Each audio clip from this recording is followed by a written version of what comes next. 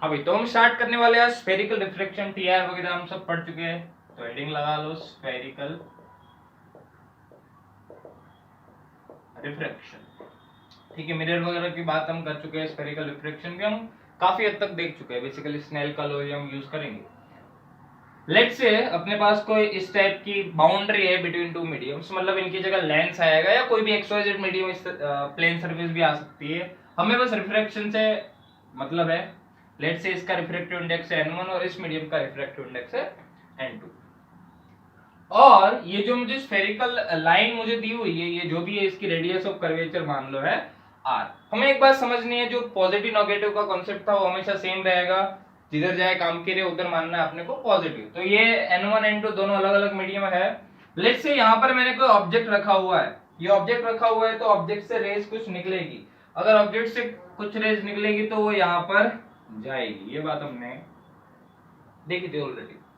Let's say object से यहां जाएगी, तो पहली बात ऐसा समझो, ये जो सरफेस है इसका सेंटर ऑफ कर्वेचर। अब देखो एक बात, ये बाउंड्री है तो यहाँ पर रिफ्लेक्शन होगा, तो हमें इस सरफेस पे नॉर्मल बनाना होगा। हमें पता है कि कोई भी सर्कुलर पार्ट है उसका जो नॉर्मल है उसके सेंटर ऑफ कर्वेचर से पास करता है।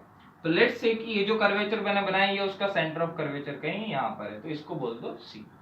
तो यहाँ पर सी से पास होता हुआ एक नॉर्मल बना लो सब। ठीक है, ये हो गया अपना नॉर्मल। मतलब रे यहां से थोड़ी रिफ्लेक्ट होके कुछ ऐसे जाएगी।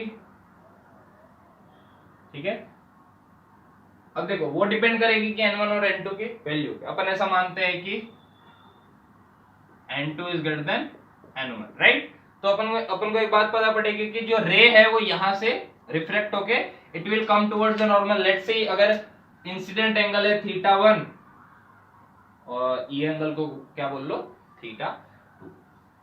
लेट्स से ये वाला एंगल है अल्फा, ये वाला एंगल है बीटा और ये वाला एंगल है गामा। जिस तरीके से अपन ने lens formula sorry mirror formula निकाला था alpha beta gamma exterior angle theorem use करके, उसी तरीके से अपन इसके अंदर यूज करेंगे। जो भी स्फेरिकल रिफ्लेक्शन का फॉर्मूला है वो यूज करेंगे।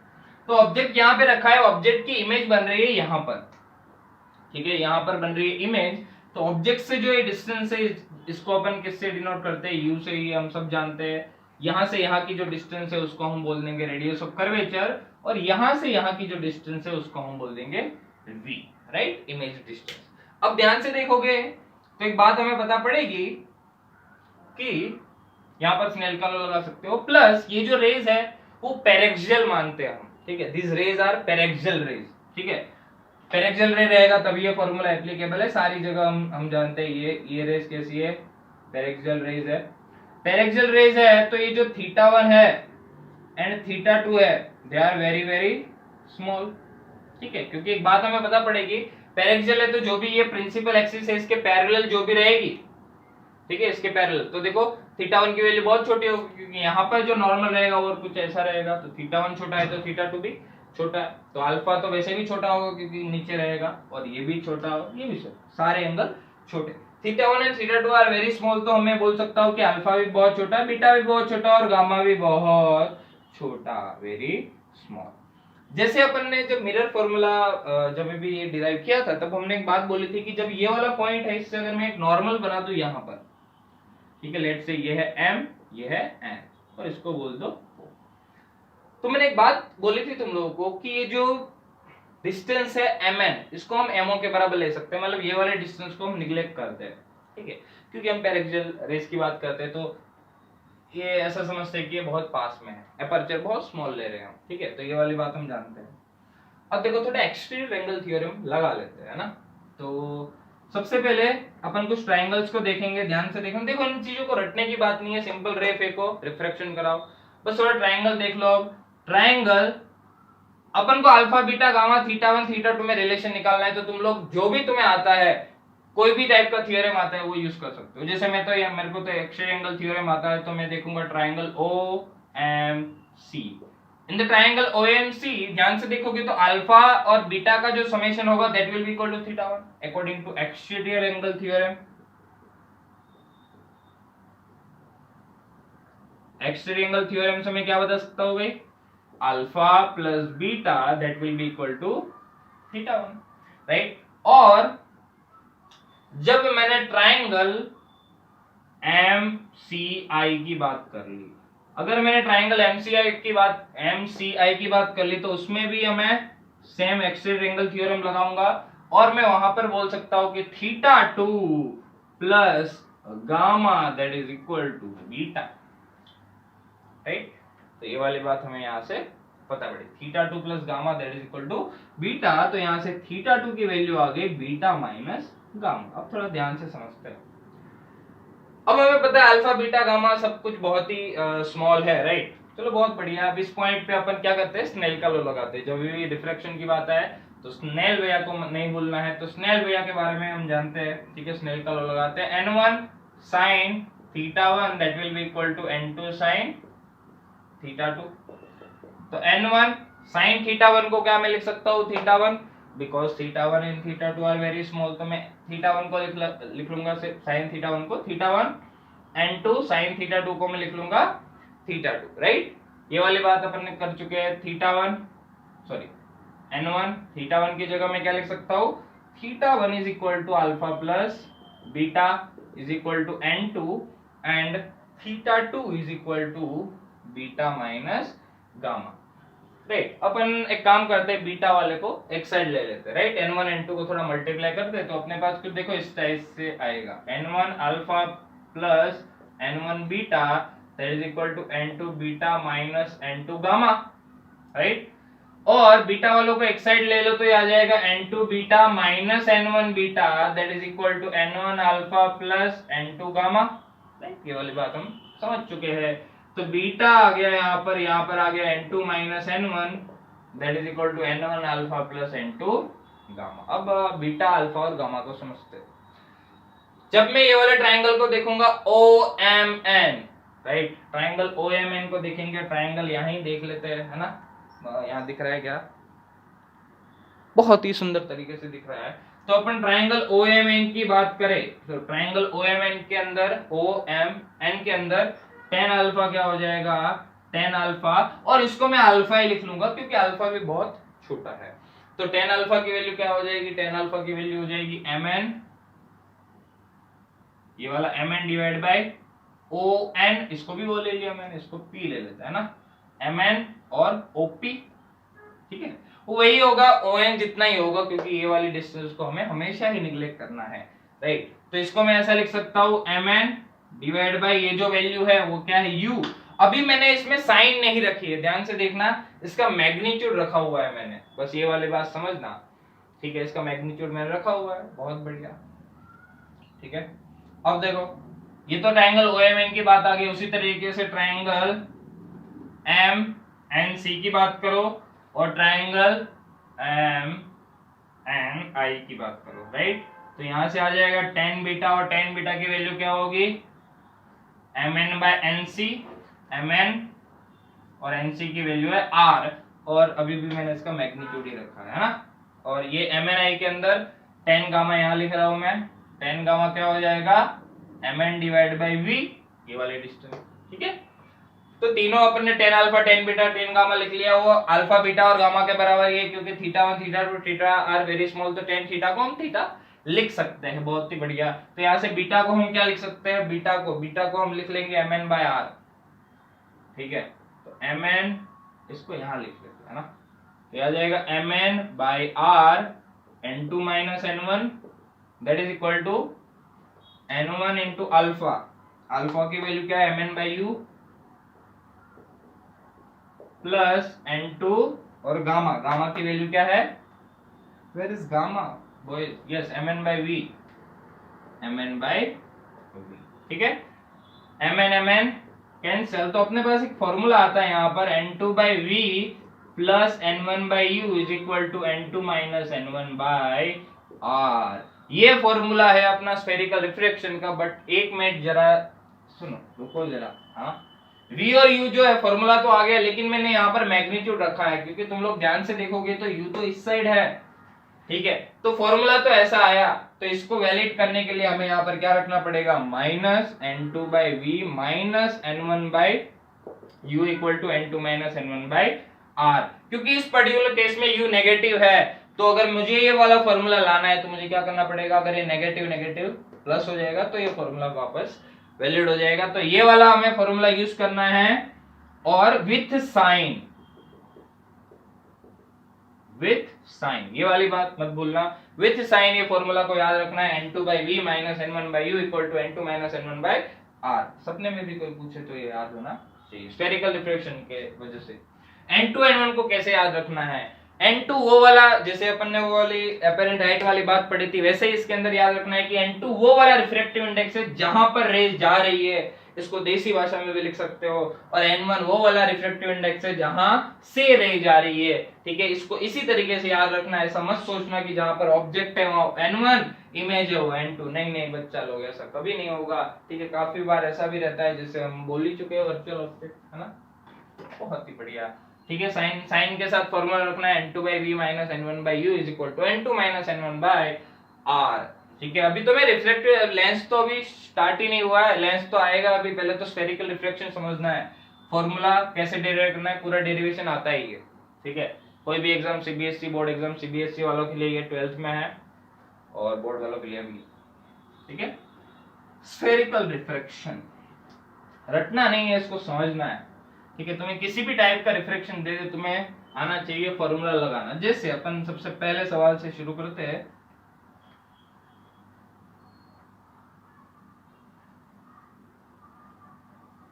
लेट्स से मुझे ऐसा दे दिया है, क्वेश्चन है, ऐसे कोई सरफेस है, इसका रिफ्रैक्टिव इंडेक्स है 1.5, इसका रिफ्रैक्टिव इंडेक्स है 1, इसका रेडियस है 20 सेंटीमीटर, और यहाँ पर मैंने ऑब्जेक्ट रखा है कुछ 30 सेंटीमीटर पे, राइट। तो मुझे पूछा है कि कहाँ पर इमेज बनेगी, where will be the image formation will be there. जल्दी से ट्राई करो इसको। हमें फॉर्मूला याद होना चाहिए, n2/v minus n1/u is equal to n2 minus n1/r। सबको साइन के साथ रखना है। ठीक है, कर्वेचर ऐसे दिए ऐसे दिए, फर्क पड़ेगा। तो यहाँ पर ध्यान से देखोगे, सॉल्व करोगे तुम लोग, तो u की वैल्यू क्या है, यहाँ पर नेगेटिव है -30 सेंटीमीटर, क्योंकि इधर जा रही है रेस काम की, तो इधर आएगा पॉजिटिव, तो इधर आ जाएगा ये नेगेटिव, तो u की वैल्यू नेगेटिव। r भी इधर मेजर करूंगा मैं, तो r की वैल्यू पॉजिटिव है बच्चों, तो 20 सेंटीमीटर हो गया r। हमें निकालना है v, n2 की वैल्यू क्या हो जाएगी, n2 वो वाला मीडियम है जहां पे रे जा रही है, तो 1.5, n1 है 1। सिंपल फॉर्मूले में पुट करना है, तो क्या आ जाएगा, n2 which is 1.5 divided by v minus n1 which is 1/u minus 30, that is equal to 1.5 minus 1/20। ठीक है, जो भी आ रहा है 1.5/v plus 1/30, चुपचाप से सॉल्व कर लेते हैं। 0.5/20 आगे 40, तो 1.5/v that will be equal to 1/40 minus 1/30।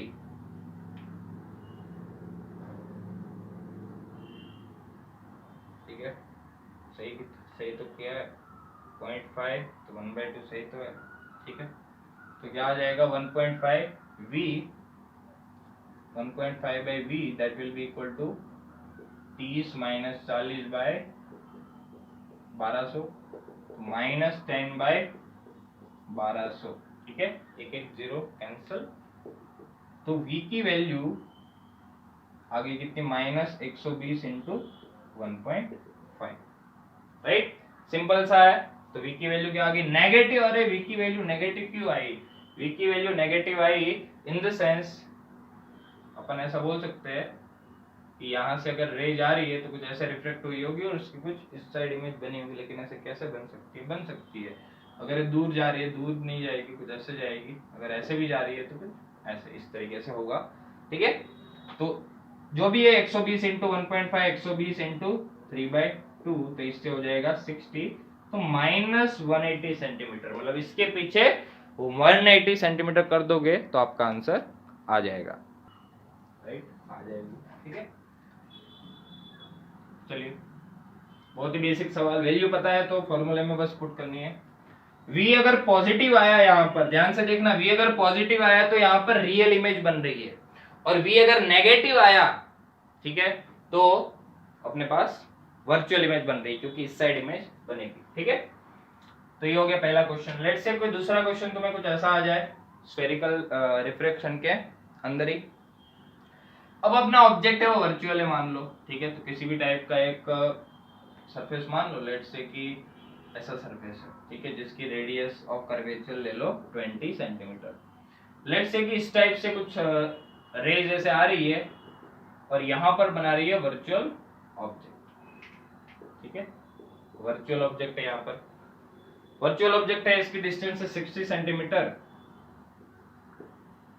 ये है 1.5 और ये है 1। तो what would be the location of image? Try करो, what would be the location of image? What would be the location of image?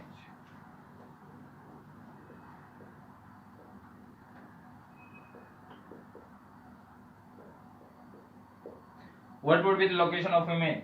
तो ध्यान से देखो, यहाँ पर वर्चुअल ऑब्जेक्ट है, वर्चुअल ऑब्जेक्ट है, ऑब्जेक्ट यहाँ पर है, तो ये होगा u, और u क्या है अपना? पॉजिटिव है, 60 सेंटीमीटर। बस यही फर्क है इसके अंदर, r भी पॉजिटिव है। तो देखते हैं v क्या आता है।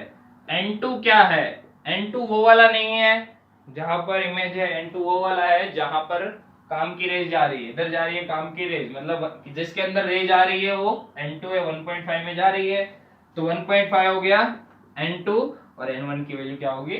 1। बस सेम डाटा है, बस तुम्हारे पास वर्चुअल ऑब्जेक्ट है, उसकी इमेज कैसी बनेगी वो तुम्हें फॉर्मेशन करना है, सिंपल सी चीज है थोड़ी, ठीक है। इसके ही सवाल करेंगे हम आज, है ना, आज बस इसी के सवाल करने हैं। अच्छे से समझ में आ जाना चाहिए पूरा फॉर्मूला। तो फॉर्मूला लिखेंगे तो क्या लिखेंगे? 1.5 बाई v, राइट, जो फाइंड आउट करना है, minus 1 by u which is 60, positive ही रखना है, 1.5 minus 1 by r which is 20। तो ये अपना आ जाएगा 1.5 by v will be equal to 1 by 40 plus 1 by 60, 1 by 40 हो जाएगा, तो ये आ जाएगा 100 डिवाइड बाई 2400,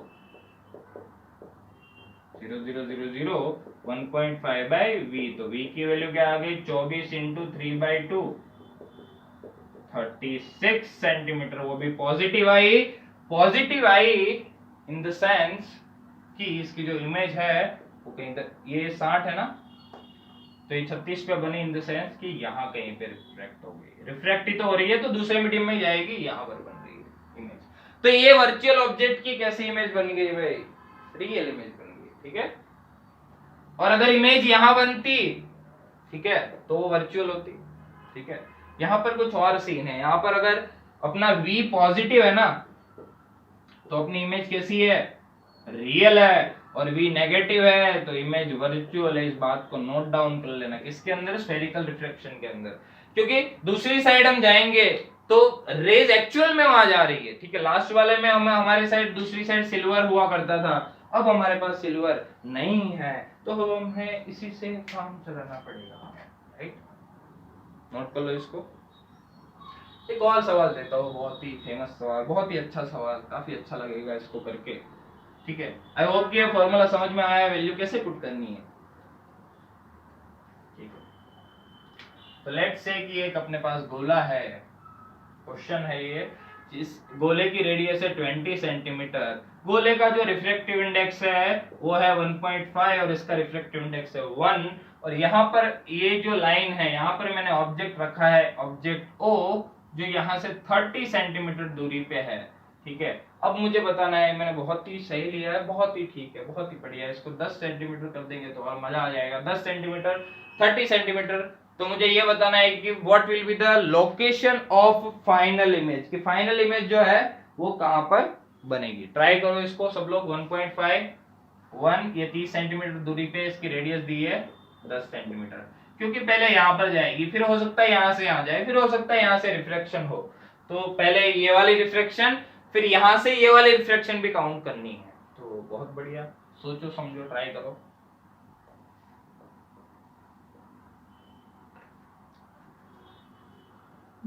यस, ठीक है।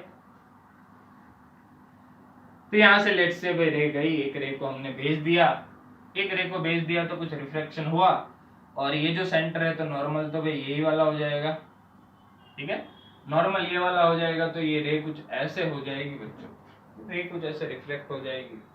क्या मैंने सही किया? नहीं, बिल्कुल गलत किया है, रे कुछ ऐसे रिफ्लेक्ट हो जाएगी बच्चों, है ना। रे कुछ ऐसे रिफ्लेक्ट हो जाएगी और उसी तरीके से यहाँ भी तुम लोग फेंक सकते हो ऐसे, है ना, कोई प्रॉब्लम वाली बात नहीं है। तो तुम लोग ध्यान से देखोगे तो अगर मैं पहले वाले के लिए बात करूं तो N2 की वैल्यू हो जाएगी 1.5 फर्स्ट केस। तुम्हें यहाँ पर दो केस में अलग अलग सवाल सॉल्व करने पड़ेंगे, ठीक है। फर्स्ट केस के अंदर N2 की वैल्यू, और ये कई बार बोर्ड में भी सीधा आ जाता है N2 N1, है ना, इस टाइप का। तो बस समझना है इसको कैसे फॉर्मूले को अप्लाई करना है। N2 की वैल्यू है 1.5, जहां पर रे जा रही है, अभी तो यही जा रही है 1.5, N1 की वैल्यू 1, जहां से रे आ रही है, U जो है उसका नेगेटिव है 30 सेंटीमीटर क्योंकि इस साइड है, एंड जो R है इस सरफेस के लिए वो मुझे दिया है 10 सेंटीमीटर, और वो भी पॉजिटिव ही रहेगा क्योंकि इधर है कर्व, ठीक है।